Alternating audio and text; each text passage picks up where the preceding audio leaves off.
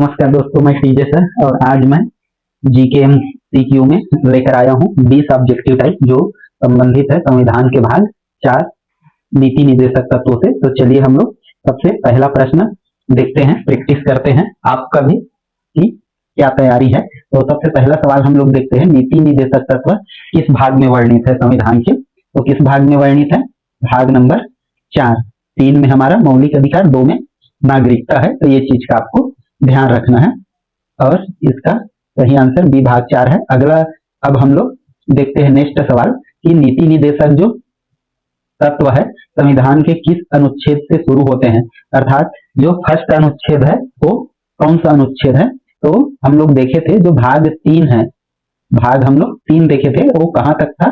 12 से लेकर 35 तक। तो 35 तक ये था मौलिक अधिकार। तो उसके बाद जो है 35 के बाद 36, तो 36वां नंबर से शुरू होता है नीति निर्देशक तत्व भाग 4। तो ये चीज आपको ध्यान रखना है। तो इसका सही आंसर है ये। अगला हम लोग देखते हैं कि नीति निर्देशक तत्व किस अनुच्छेद तक किए गए हैं। तो इसका आपको अनुच्छेद भी ध्यान रखना है। जैसे ये 36 से शुरू होता है, कहां तक जाता है? ये 51 तक। तो इसका सही आंसर क्या हो जाएगा? बी। तो ये चीज आपको ध्यान रखना है। अगला हम लोग देखते हैं नीति निर्देशक तत्व किसके लिए निर्देश होते हैं, मतलब ये नीति निर्देशक तत्व वास्तव में किसके लिए है। जैसे मौलिक अधिकार है, नागरिक के लिए है, नागरिकता जो है वो देश के नागरिकों के लिए है। तो इसमें नीति निर्देशक जो तत्व है वो किसके लिए है? केंद्र सरकार के लिए, राज्य सरकार के लिए, राष्ट्रपति के लिए। तो ये किसके लिए होता है? राज्य सरकार के लिए। ये चीज आपको ध्यान रखना है नीति निर्देशक तत्व में। इसके बाद हम आगे देखते हैं किस अनुच्छेद में राज्य को समान वेतन की नीति अपनाने की बात कही गई है। मतलब इसमें ये बात कही गई है कि जो मेल और फीमेल है वो दोनों का वेतन एक समान होगा। ये किस अनुच्छेद के तहत कहा गया है कि वेतन समान वेतन दिया जाएगा, महिला पुरुष का कोई भी भेद नहीं होगा। तो इसके लिए ध्यान रखना है आपको।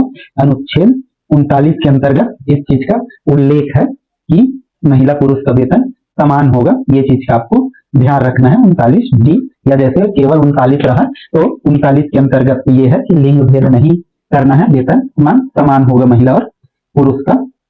अगला हम देखते हैं ग्राम पंचायतों की स्थापना का प्रावधान किस अनुच्छेद में किया गया है। तो ये अनुच्छेद है 40। तो ये चीज आपको ध्यान रखना है। अनुच्छेद 40 में अभी हम लोग जस्ट देखे थे 39 महिला पुरुष समानता के बारे में, और 40 क्या है? 40 अनुच्छेद के तहत ही ग्राम पंचायतों की स्थापना का प्रावधान किया गया है। ये चीज आपको ध्यान रखना है। तो अनुच्छेद 40। अगला सवाल हम लोग देखते हैं, तो शिक्षा के अधिकार का नीति निर्देशक तत्व किस अनुच्छेद में है। तो किस अनुच्छेद में है? ये 45 के अंतर्गत है, शिक्षा का अधिकार की। तो ये चीज आपको ध्यान रखना है। इसके बाद हम लोग अगला देखते हैं कि नीति निर्देशक तत्व को न्यायालय में लागू करने योग्य क्यों नहीं माना गया है। तो मतलब न्यायालय में क्यों नहीं जा सकते इसके खिलाफ नीति। जैसे हम लोग देखे थे कि जो मौलिक अधिकार है, जो हमारे फंडामेंटल राइट्स है, उसके खिलाफ हमारा हनन होता था तो हम सुप्रीम कोर्ट जा सकते थे, लेकिन नीति निर्देशक तत्वों के खिलाफ हम लोग न्यायालय नहीं जा सकते, क्योंकि ये नीति है, ये कानून नहीं है जिसको पालन करना ही पड़े, और ये सिर्फ निर्देश दिए गए हैं राज्यों को। तो इसका सही आंसर क्या होगा? उपरोक्त सभी। तो नीति निर्देशक तत्व राज्यों के लिए एक सुझाव है, नीति है जिसको पालन करना व्यक्तिगत रूप से राज्यों पर निर्भर करता है। तो ये चीज का आपको ध्यान रखना है। और अगला है कि किस अनुच्छेद के तहत अंतरराष्ट्रीय शांति और सुरक्षा को बढ़ावा देने के लिए वर्णित है। तो इसमें ध्यान रखना है किस अनुच्छेद के तहत ये चीजें। अनुच्छेद लास्ट 51, और ये क्या करता है? अंतरराष्ट्रीय शांति और सुरक्षा को बढ़ावा देने का इसमें वर्णन है। तो ये चीज आपको ध्यान रखना है, अनुच्छेद 51। अगला हमारा अनुच्छेद है, मतलब जो प्रश्न है, किस अनुच्छेद में काम की उचित स्थिति और मातृत्व सहायता का उल्लेख है इसके बारे में। तो इसमें जैसे मातृत्व अवकाश के बारे में भी है, तो उसके लिए है कि किस अनुच्छेद के तहत है ये? अनुच्छेद 42। तो ये चीज आपको ध्यान रखना है कि उचित स्थिति और मातृत्व सहायता का ये वर्णन है अनुच्छेद कौन से में? ध्यान रखना है आपको, अनुच्छेद 42 में।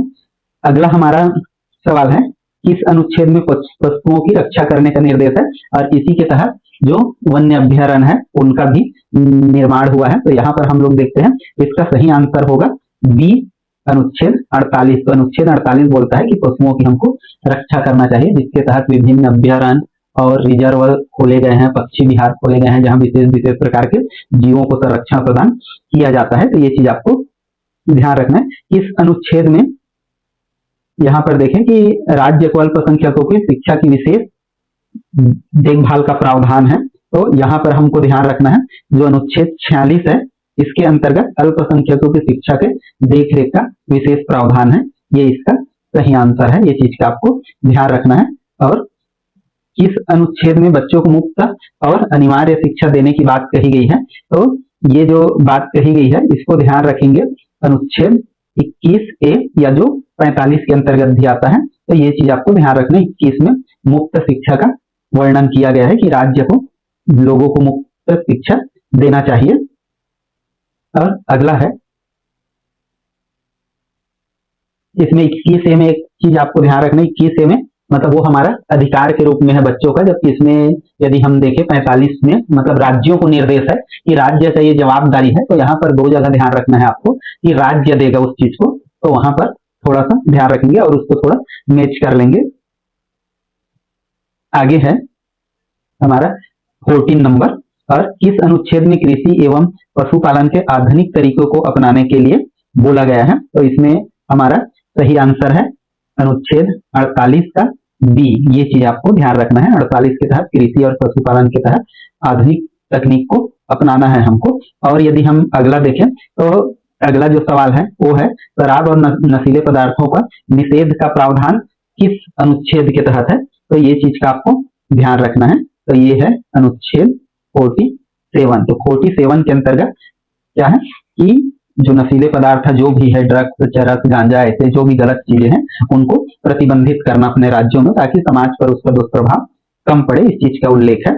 आगे हम लोग देखते हैं कि किस अनुच्छेद में न्यायपालिका और कार्यपालिका को अलग रखने का प्रावधान है, ये चीज दिया हुआ है। तो इसका जो सही आंसर है ए, अनुच्छेद 50। तो ये चीज आपको ध्यान रखना है। तो इस प्रकार से इसका आंसर मतलब न्यायपालिका और कार्यपालिका को अलग अलग करता है, दोनों का कार्य अपना अलग जगह है। और नागरिक संहिता लागू करने की बात किस अनुच्छेद में है, तो इसके लिए आपको ध्यान रखना है। इसका जो सही आंसर होगा वो होगा वो अनुच्छेद 44, इसका सही आंसर हो जाएगा। तो इसका सही आंसर होगा ऑप्शन नंबर ए, 44। अगला हमारा है कि नीति निर्देशक तत्वों के अंतर्गत किस अनुच्छेद में लोक स्वास्थ्य का वर्णन है। तो इसके लिए इसका वर्णन है, तो इसके लिए जो ऑप्शन सी है 47 अनुच्छेद, इसमें इस चीज का वर्णन है कि लोक स्वास्थ्य के बारे में वर्णन है कि लोगों को ये सुविधा प्रदान किया जाए। अगला हम लोग देखते हैं नीति निर्देशक तत्वों का उद्देश्य क्या है। तो इसका उद्देश्य क्या है, राजनीतिक अधिकार देना, न्यायपालिका को मजबूत करना, अधिकार न्याय को नष्ट करना। तो ये तीनों देख रहे हैं राज्य के लिए नहीं है, तो इसका सही ऑप्शन हुआ सामाजिक क्रांति लाना या समाज में बदलाव लाना, ये विशेष रूप से है पिछड़ेपन को दूर करना। और हमारा नीति निर्देशक तत्वों का पालन कौन करता है, तो यहाँ पर है 4 ऑप्शन, इसमें से ये वास्तव में हम लोग देख चुके कि नीति निर्देशक तत्व किसके लिए होता है, राज्य सरकार के लिए। तो इसका पालन भी कौन करेगा, यही करेगा। इस नीति निर्देशक के तत्वों के अंतर्गत एक और चीज है जिसको आपको ध्यान रखना है, 51 क के रूप में जुड़ा है। 51 क क्या बताता है, हमारा मौलिक कर्तव्यों को, तो उसके बारे में भी आपको ध्यान रखना है। ये 51 क में मतलब नीति निर्देशक तत्वों के लास्ट में जोड़ा गया है कि हमारे कौन कौन से कर्तव्य है, जिसमें पहले 9 थे, 10 और टोटल मिला के कितने हैं 11 जो हमारे मौलिक कर्तव्य है उनको ध्यान रखना है। पहले 10 थे और अब की डेट में कितना है, टोटल 11। और साथ में एक चीज और ध्यान रखना है, जो नीति निर्देशक तत्व है वो कहाँ से लिया गया है, ये मुख्य सवाल। तो ये सवाल इसमें नहीं है तो भी मैं बता दूं कि ये जो नीति निर्देशक तत्व है कहाँ से लिया गया है, हमारा आयरलैंड से। तो ये चीज आपको ध्यान रखना है, नीति निर्देशक तत्व आयरलैंड से लिया गया है। और इसके जो भाग है वो ध्यान रखना है और किस अनुच्छेद से कहां तक है, और जो खासकर पंचायत वाला अनुच्छेद है और शिक्षा वाला है और जो मौलिक कर्तव्य है वो वाला आपको थोड़ा सा अच्छे से ध्यान रखना होगा।